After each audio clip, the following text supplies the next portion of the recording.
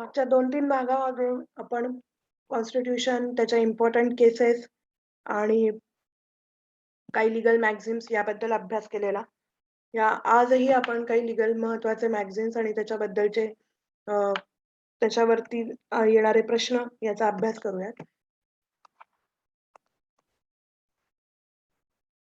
Harm suffered by Harm suffered voluntarily does not constitute a legal injury and is not actionable.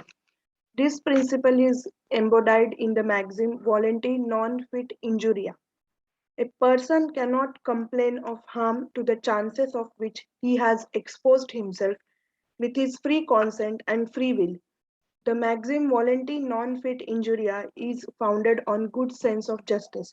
A person who has invited nor assented to an act being done towards him cannot, when he suffers from it, complain of it as a wrong. The maxim presupposes a tortious act by the defendant.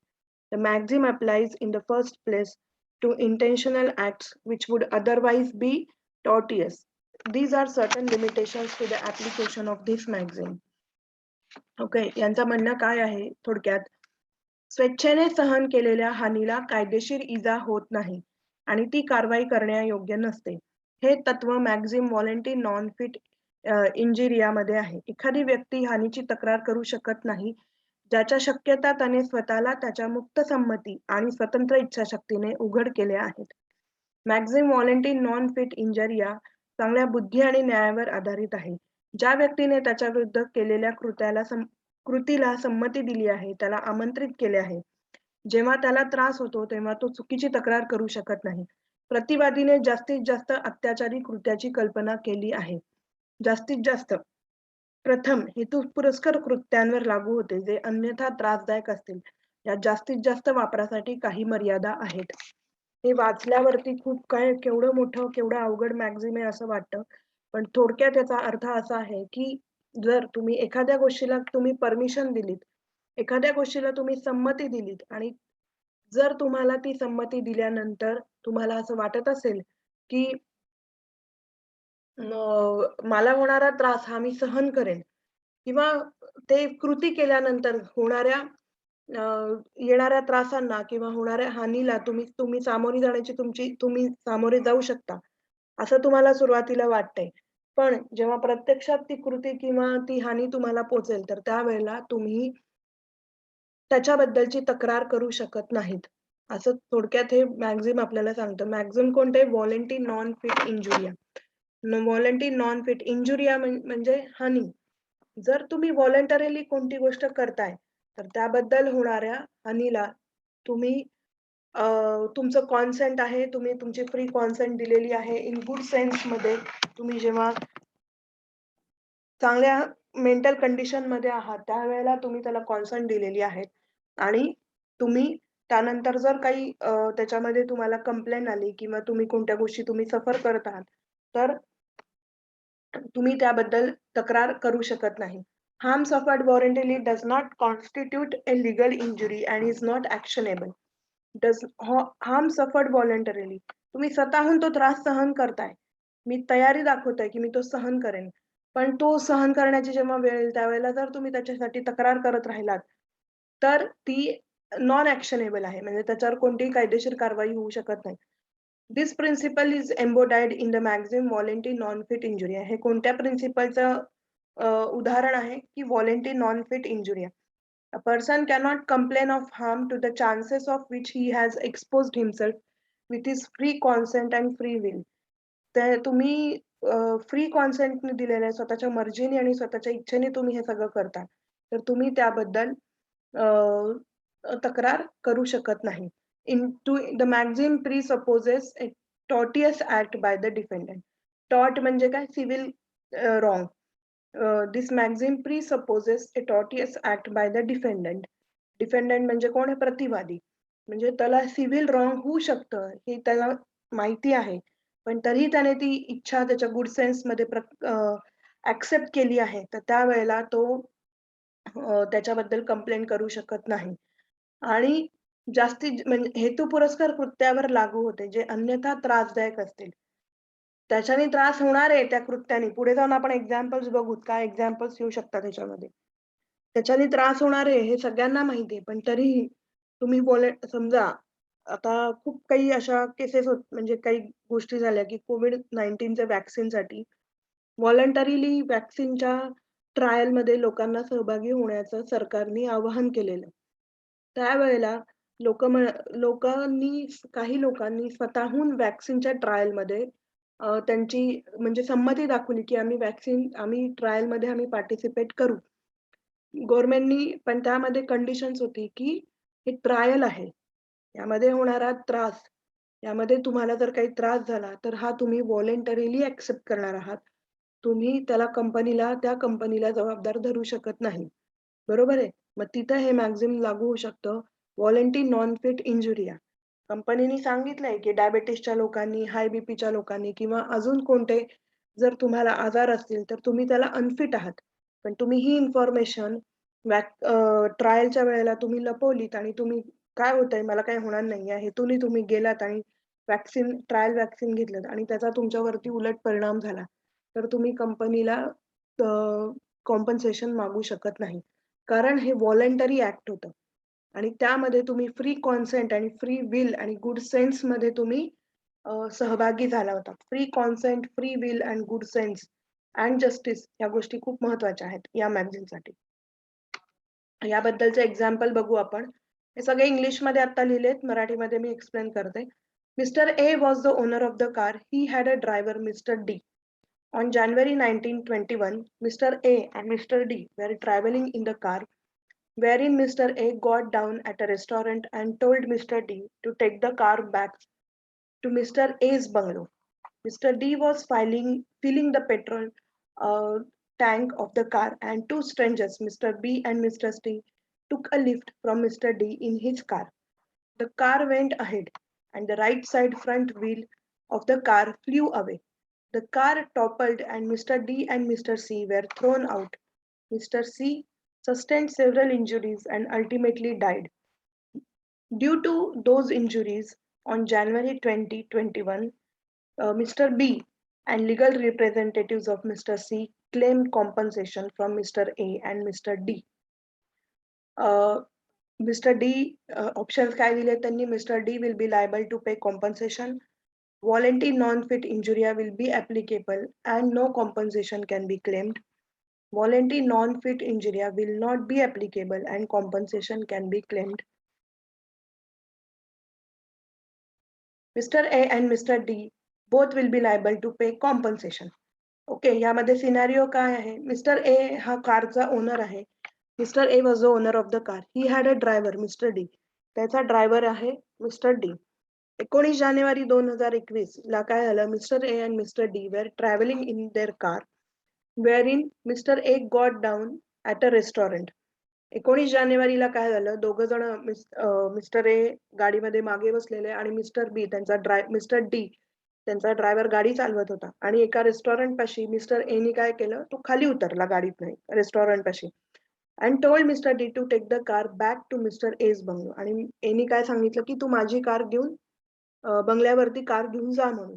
Mister D was filling the petrol tank of the car. D काय करत होता? गाडी परत बंगल्याकडे घेऊन जाताना गाडीमध्ये petrol भरत होता. And two strangers, Mr. B and C, took a lift from Mr. D in his car. आणि पेट्रोल पंपाच्या आजूबाजूला मिस्टर बी आणि मिस्टर सी ने डी कडे लिफ्ट मागितली. आता डी ने काय केलं, की ठीक आहे चला गाडीमध्ये कोणी नाही, गाडी रिकामीच चालली आहे. म्हणून त्याने बी आणि सी ला लिफ्ट दिली. The car went ahead and the right side of the wheel of the car flew away.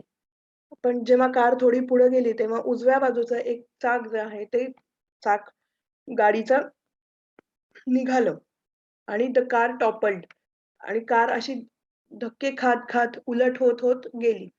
Mister D and mister C were thrown out. आणि जो मिस्टर डी ड्रायव्हर होता आणि एक त्या दोघांपैकी लिफ्ट मागणाऱ्यातला एक जो मिस्टर सी होता, तो कारच्या बाहेर फेकले गेले. Mister C sustain several injuries and ultimately died.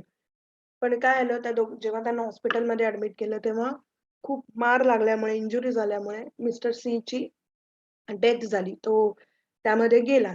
Due to those injuries on January 2021, mister B and legal representative of mister C. त्यांनी काय केलं, मिस्टर बीला काही लागला असेल, पण त्याने तो वाचला यामध्ये, मिस्टर डी आणि मिस्टर बी वाचले दोघ जण. तर मिस्टर बीनी आणि सी यामध्ये ऍक्सिडेंट मध्ये वारला, त्याच्या लिगल रिप्रेझेंटेटिव्हनी कॉम्पन्सेशन क्लेम केलं. कोणाकडे? मिस्टर ए कडे आणि मिस्टर डी कडे. ए हा गाडीचा ओनर आहे, डी हा ड्रायव्हर आहे.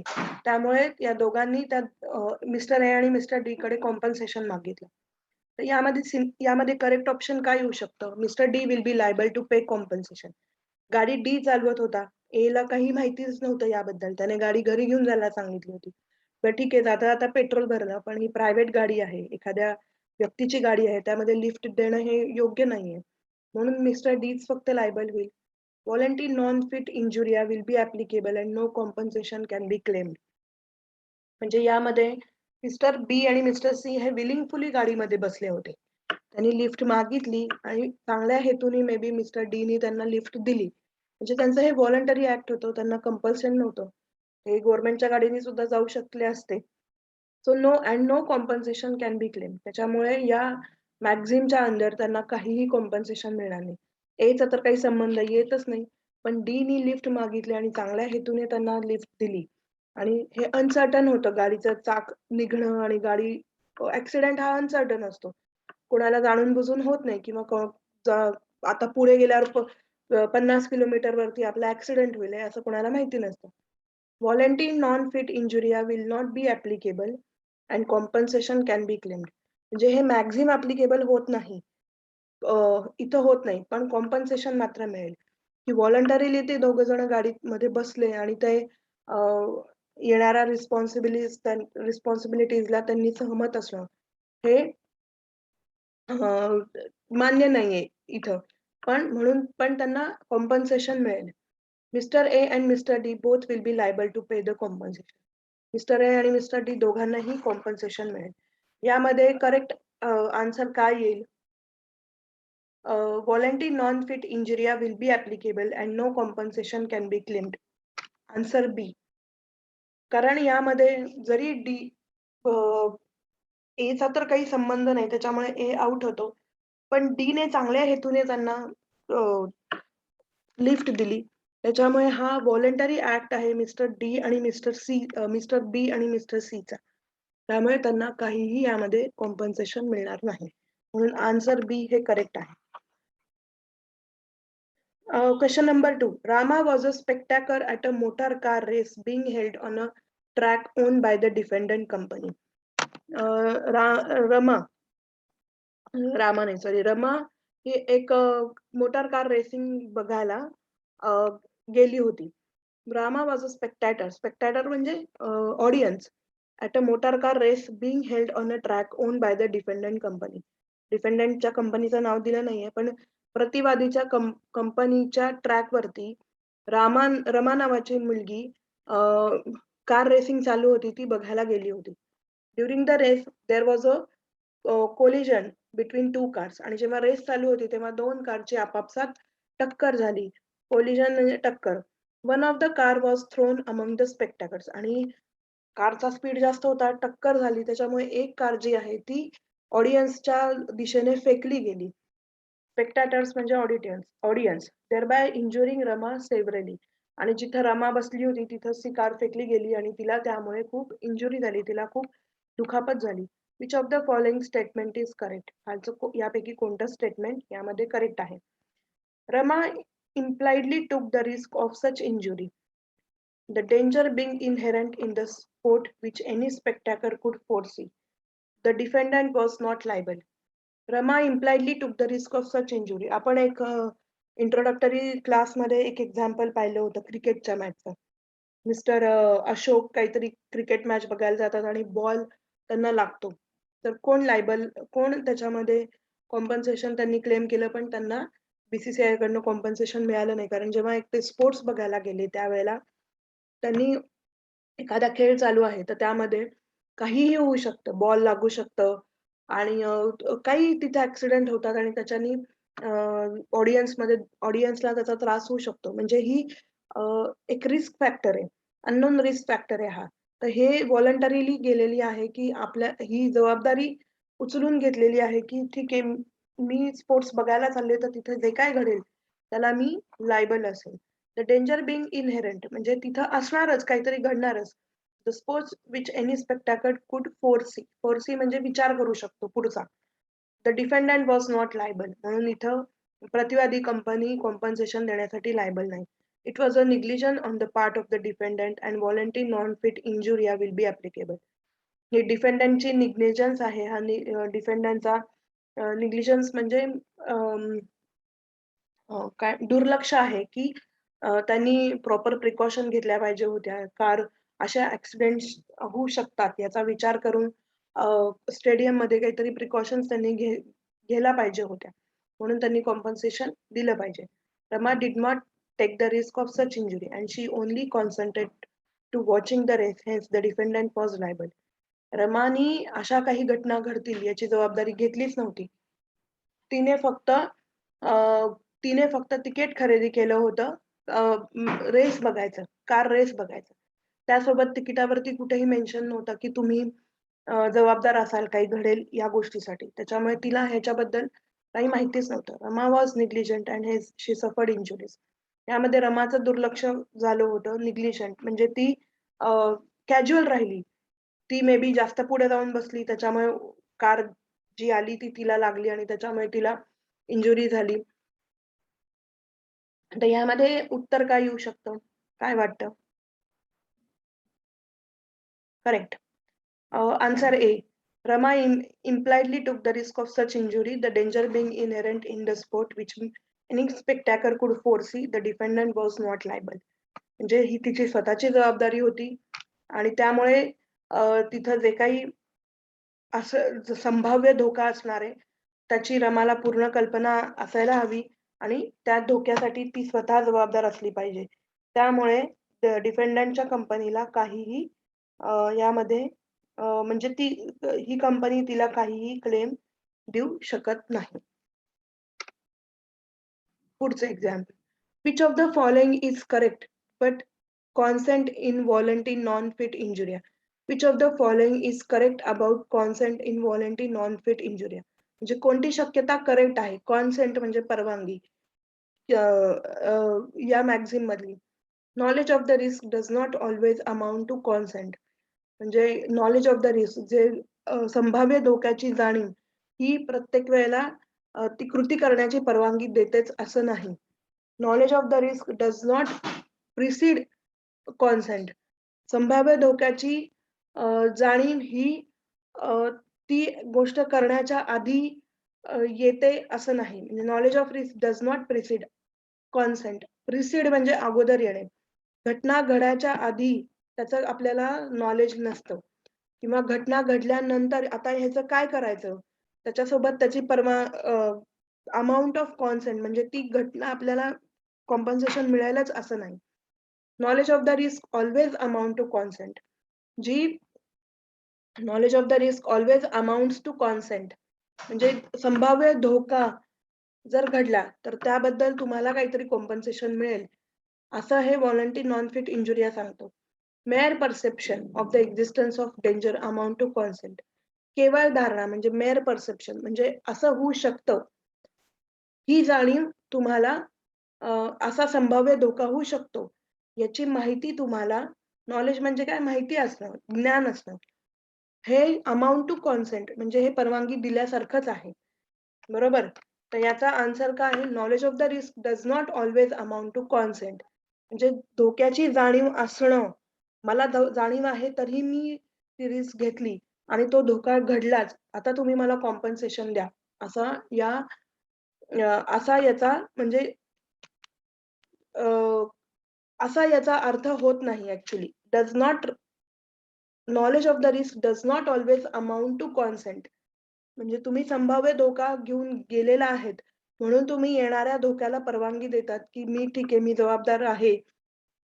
असं नाही होत. तुम्हाला धोका माहीतच नाहीये, पण तरी तुम्ही त्याच्यासाठी जर असं घडलं तर माझी परवानगी आहे, याला तुम्ही संमती देताय.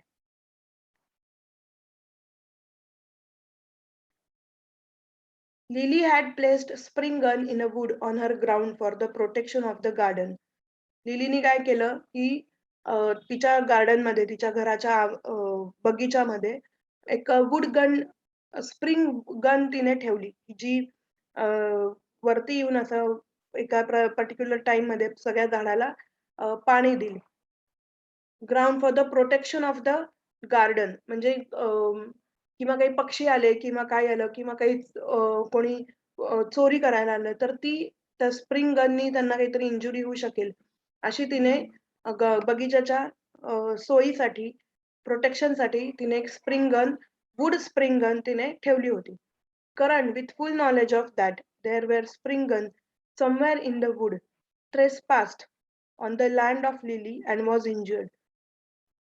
करणला पूर्ण जाणीव होती, की जर आपण काही अशी काही चुकीची चुकीचा ॲक्ट केला, चुकीचं बिहेवियर केलं, तर ती स्प्रिंग गन आपल्याला त्यापासून इंजुरी होऊ शकेल. असं याची त्याला पूर्ण जाणीव होती. तरी त्याने काय केलं, अतिक्रमण केलं. म्हणजे त्याने काहीतरी मे बी करण्याचा प्रयत्न केला असेल त्या गार्डनमध्ये. ट्रेसपास्ड म्हणजे त्या चुकीचा ॲक्ट करण्याचा प्रयत्न केला असेल. On the land of lily and was injured आणि त्या स्प्रिंग गननी तो इंज्युअर्ड झाला. काहीतरी सॉफ्टवेअर असेल, त्याच्यामध्ये प्रोग्राम असेल, की तुमची चुकीची हालचाल दिसली, झाडं तोडतानाची किंवा फळं तोडतानाची हालचाल दिसली, तर ते तुम्हाला कॅप्चर करून काहीतरी तुम्हाला इंजुरी करेल, असा प्रोग्राम त्याच्यामध्ये फिक्स असेल आणि ते तसं करंट करायला गेला आणि त्याला त्याच्यातनं इंजुरी झाली. Which of the following statement is correct? खालीलपैकी कोणतं स्टेटमेंट करेक्ट आहे? Lily will be liable to pay compensation to Karan. लिलीनी करणला compensation दिलं पाहिजे. लिली हॅज नॉट कमिटेड ए टॉट against Karan by exceeding her right of private defence. Lily has not committed ए टॉट. टॉट म्हणजे काय? Civil wrong. लिलीने काही चुकीचं काम केलेलं नाहीये स्वतःच्या सेल्फ डिफेन्ससाठी. Karan by exceeding her right of private defence. स्वतःच्या संरक्षणासाठी तिने त्याच्यामध्ये स्प्रिंग गन लावून ठेवली. तर त्याच्यामुळे तिने करणच्या बाबतीमध्ये काही चुकीचं केलेलं नाहीये. कारण करणला ऑलरेडी माहिती होतं. Current's case does not fall within voluntary non fit injuria. ही केस यामध्ये येतच नाही. Karan had knowledge of the spring gun and wilfully courted the danger himself. करणला या गोष्टीचं नॉलेज होतं, त्याला माहिती होतं. पण तो विलफुली स्वतःहून त्या डेंजरमध्ये गेला. तर याचं करेक्ट आन्सर काय आहे? Answer D. Which of the following statements is correct? याच्यामध्ये करेक्ट स्टेटमेंट काय आहे, की Karan had knowledge of the spring gun and wilfully courted the danger himself. करणला माहिती होतं, की तिथं कुठेतरी ती स्प्रिंग गन आहे, तरीही तो गेला. त्याच्यामुळे हे स्टेटमेंट करेक्ट आहे. याच्यामध्ये कॉम्पन्सेशन मिळेल का नाही मिळेल, मग कोणाला मिळेल हा काहीच प्रश्न विचारलेला नाहीये. फक्त अकॉर्डिंग टू द फॅक्ट कोणतं स्टेटमेंट करेक्ट आहे हा प्रश्न विचारलेला आहे. ओके. याच मॅगझिनचा एक लास्ट क्वेश्चन आहे हा. Which of the following is not an element to claim the defence of voluntary non fit injuria? Which of the following is not an element म्हणजे यापैकी कोणता एलिमेंट नाहीये, कोणता गोष्ट करेक्ट नाहीये, की तुम्ही व्हॉलंटरी नॉन फिट इंजुरियाचा क्लेम मागू शकता. यापैकी कोणती गोष्ट करेक्ट नाहीये त्या क्लेमसाठी? Prior knowledge of the plaintiff about the risk involved. प्लेंटिफला आधीच नॉलेज असणं, की संभाव्य धोक्याची जाणीव असणं. Pre consent. प्री कॉन्सेंट आहे ह्याच्यामध्ये संभाव्य धोक्याची जाणीव असते. Plaintiff is compelled to agree to a risk by the defendant. प्लेंटिफ हा ॲग्री झालेला आहे त्याच्या रिस्कसाठी. कॉम्पेल्ड टू ॲग्री म्हणजे फोर्स केलेलं आहे त्याला किंवा त्याला नाही काही होत नाही, ठीक आहे, ओके असं डिफेंडंटकडनं त्याला सांगितलं गेलेलं आहे. Voluntary acceptance of the risk by the plaintiff. Plaintiff स्वतःहून ती रिस्क ॲक्सेप्ट करते. त्याला कोणीही त्याची जाणीव करून दिलेली नाहीये. त्याच्या मनाने त्याने ती रिस्क ॲक्सेप्ट केलेली आहे. तर यामधला कोणता क्लेम हा याच्यामध्ये सुटेबल नाहीये? Answer C. Plaintiff is compelled to agree to a risk by the defendant. कॉम्पेल्डचा अर्थ होतो, की जाणून बुजून म्हणजे कुणाकडनं माहिती मिळवणं किंवा ती माहिती नंतर मिळणं. असा त्याचा वर्ड टू सेंटेन्स वाईज त्याचा अर्थ होईल. त्याच्यामुळे question option C, plaintiff is compelled to agree to a risk by the defendant. हे आन्सर करेक्ट आहे. डिफेंडंट कडनं त्याला रिस्कची माहिती दिली जाईल. नाही असं नाहीये.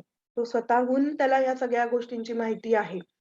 म्हणून बाकीचे 3 ऑप्शन जे आहेत prior knowledge, pre consent and voluntary acceptance हे या मॅगझिनला व्हॉलंटरी नॉन फिट इंजुरी याला सूट होतं.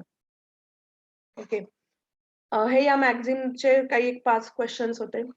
आता लॉजिकल रिझनिंग ते आपण काही क्वेशन बघू. याआधी एका इंट्रोडक्शन मध्ये आपण पाहिलं होतं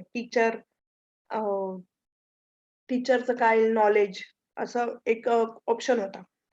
सिल्वर सॉरी मून सिल्वर म्हणजे मूनचा कलर काय आहे सिल्वर. तर गोल्ड म्हणजे सोन्याचा कलर कोणाला असेल? सनला असेल का अर्थला असेल, स्टारला असेल का प्लॅनेटला? करेक्ट ऑप्शन आन्सर करेक्ट आहे सन. सूर्याचा रंग गोल्ड सारखा आहे. असं लॉजिक लावावं लागतं. हे एकदम खूप साधं सिंपल एक्झाम्पल आहे. पुढचं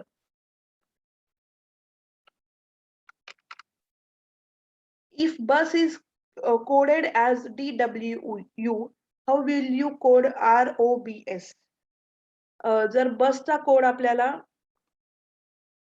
जर बस या शब्दाचा कोड आपल्याला DWU दिलेला आहे, तर how you will code ROBS? आता हे कोड कसा फाइंड आउट करायचा? इथं ऑलरेडी आन्सर आलेलं आहे, पण तरी आपण फाइंड आउट करू. कसं काय आन्सर हे आलं ते? ओके, बस. बसचा पहिला हे काय आहे बी. तर बी नंतर येणारा वर्ड काय आहे? बीच्या जागी काय रिप्लेस केलेलं आहे? डी. मग बी नंतर सी डी म्हणजे आफ्टर 2 वर्ड्स दुसरा वर्ड्स यूज केलेला आहे बी नंतर. तसंच यू. यूच्या नंतर काय यूच्या जागी काय रिप्लेस केलेलं आहे? डब्ल्यू. यू नंतर काय येतं? U V W. अगेन दुसरा वर्ड आलेला आहे. एस.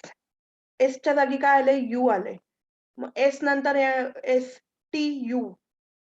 अगेन टी यू म्हणजे दुसरा यू हा दुसरा सेकंड वर्ड आहे तो यूज केलेला आहे. म्हणजे याचा फॉर्म्युला काय आहे? 222. हा सेम फॉर्म्युला आपल्याला ROBS ला लावायचा. पण आता हे 3 शब्द आहेत आणि हे 4 शब्द आहेत. तो फॉर्म्युला कसा वापरणार? ओके, आर नंतर काय येतं? एस टी येणार. आर नंतर दुसरा वर्ड म्हणजे एस आणि टी येणार. हे टी आला. ओ नंतर. ओ नंतर काय येतं? पी क्यू येणार. करेक्ट. टी आणि क्यू दुसरा वर्ड येणार क्यू. हे झाले पहिले 2. आता हा तिसऱ्या ह्याला आपल्याकडे ऑप्शन मध्ये पण काही नाहीच आहे. करेक्ट. ऑप्शन मध्ये पण काही नाहीये. तर आपण तिसरा शब्द तसाच लिहिणार. कारण जर तुम्ही डी वापरलात पुन्हा एकदा ऑप्शन मध्ये त्यांनी कुठंच डी दिलेला नाही, इथं दिलाय. पण आपले पहिले 2 शब्द मॅचच होत नाही त्याला. त्याच्यामुळे हा ऑप्शन आपला गेलाय. इथं पण पहिले 2 आपले मॅचच होत नाही. त्याच्यामुळे हा ऑप्शन गेलाय. टी बी नंतर एस नंतर काय येणार? S U B sorry S T U. म्हणून ऑप्शन सी हा करेक्ट ऑप्शन आहे. T B T Q B U असं सॉल्व्ह करायचं असतं हे लॉजिकल रिझनिंग. ओके.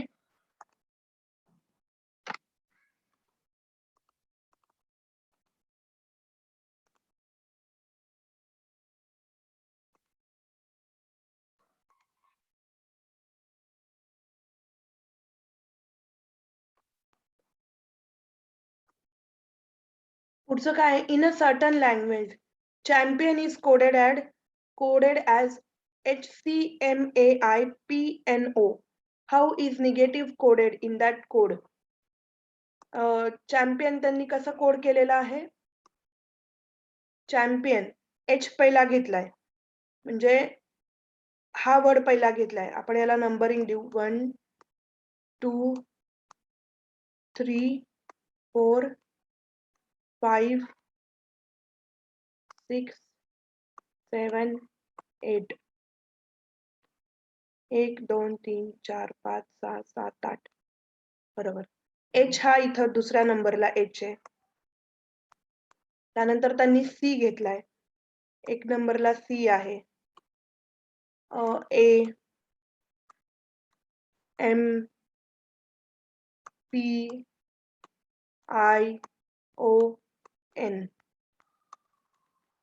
म्हणजे H म्हणजे 2, 1, MA म्हणजे 4, 3,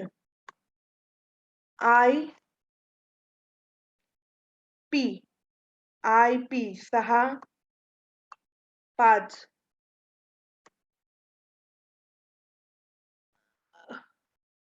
NO 8, 7 म्हणजे थोडक्यात 1 2 च्या इथं 2 1 3 4 च्या 4 3 6 5 7 8 असं केलेलं आहे त्यांनी. मग सेम आपल्याला निगेटिव्हच्या बाबतीतही करावं लागेल. मग निगेटिव्ह NIGATIVE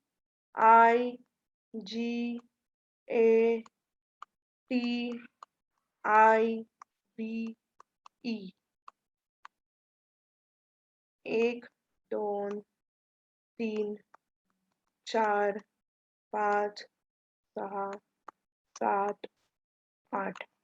मग आता यांच्या 2 1 च्या फॉर्म्युल्यानी IN नंतर 4 3 AG त्याच्यानंतर 6 5 म्हणजे IT 6 5 आणि 8 7 EV हे आपलं आन्सर आहे. हे आन्सर आपल्याला आहे का ऑप्शन मध्ये?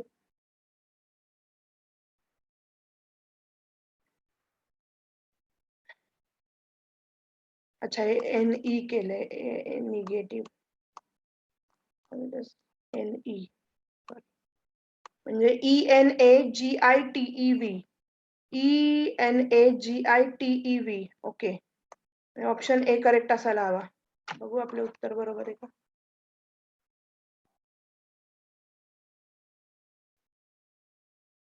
करेक्ट. आपलं उत्तर बरोबर आहे. ENAGITV. ओके. असे हे आपल्याला लॉजिकल रिझनिंगचे क्वेश्चन सॉल्व्ह करायचे असतात.